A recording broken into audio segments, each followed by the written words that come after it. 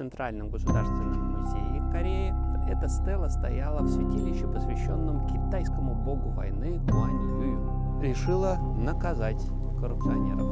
Бог войны китайский, естественно, китайцам и корейцам помогал, превратилась в такую фрейлину на выезде для королевы.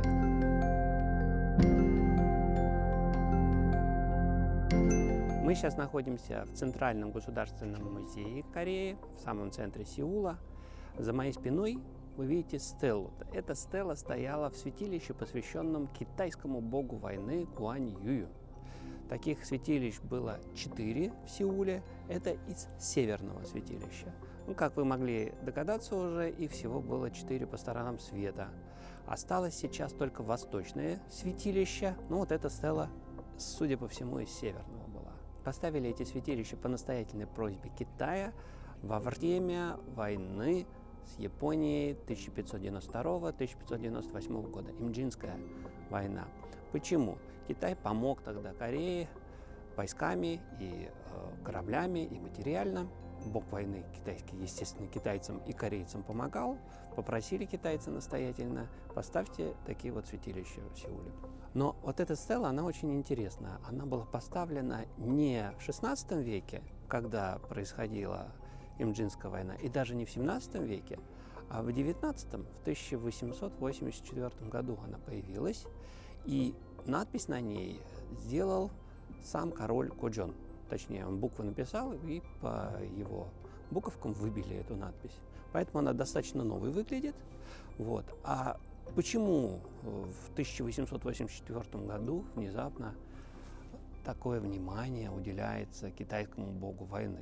Дело в том, что незадолго до этого момента, в 1882 году, в Сеуле происходит бунт Старой гвардии, прямо как у Петра I, утро стрелецкой казни.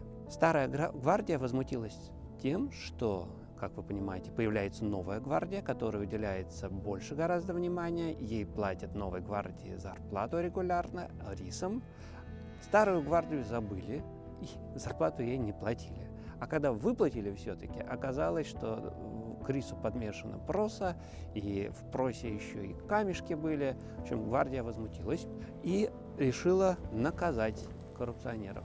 Коррупционеры же виноваты в том, что зарплату не платят, а если платят, то выдают ее таким нехорошим зерном. Главные коррупционеры были семья Мин. Мин – очень редкая фамилия в Корее. Она одна единственная, с другими фамилиями, как Ли из Чонджу, например, это короли, Ли из Кёнджу и так далее. А вот Мин, она одна единственная. И этой фамилии принадлежала королева сама. Королева Мин ее так по-русски называют. Очень опасалась за свою жизнь. Дело в том, что Старая гвардия решила искоренить всю семью Мин. У власти в стране, у кормушки, так сказать, стояли Мины. Мины распределяли богатство, и в том числе один из Минов был ответственен за выдачу зарплаты.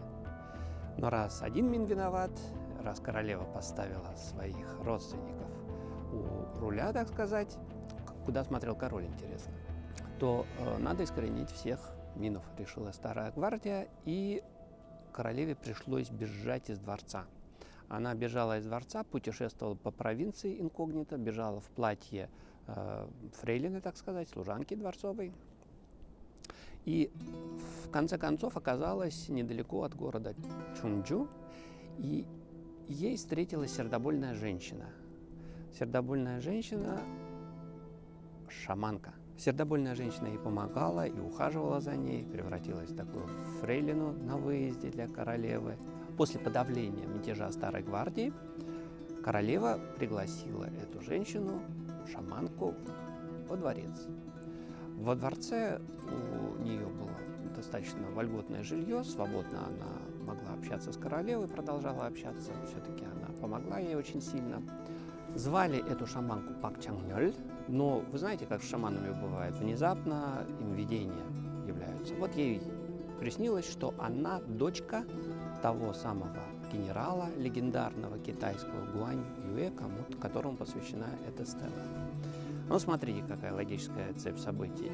Она помогла королеве в изгнании, королева ее привечает во дворце после возвращения в Сеул, и по просьбе Пак Чангнёль, которая возомнила себя дочкой Гуаньюя, этому Гуаньюю, папе его, и оказываются всяческие почести. Ну, в том числе король Годжон, муж королевы Мин, поставил вот эту самую стелу хвалебную, где славится генерал Гуаньюй, бог войны китайский.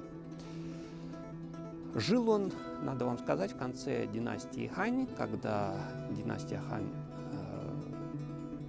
разваливалась уже, настоящее лицо, физическое, а стал богом войны, наверное, как раз в XVI веке окончательно. До этого уже он был легендарной личностью, про него очень подробно написано в романе «Троецарствие», знаменитом китайском классическом романе.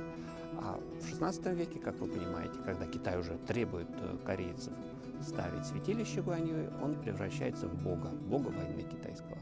Но вот такая шаманка очень интересная, которая во сне увидела, что она дочка бога войны. Вот ее влияние в виде стелы мы можем увидеть в Центральном государственном музее Кореи.